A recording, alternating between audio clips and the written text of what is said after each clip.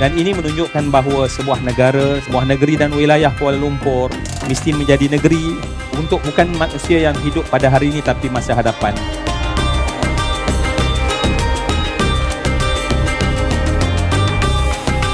Bila kita sebut tentang pembangunan bandar, keimanan itu sendiri mendidik kita untuk agresif dan proaktif membangunkan bandar. Tapi subhanallah, atas nama keimanan menjadikan kita memberikan sumbangan untuk menguruskan bandar, membangunkan bandar kita semua dengan penuh keimanan kepada Allah Subhanahu Wa Taala.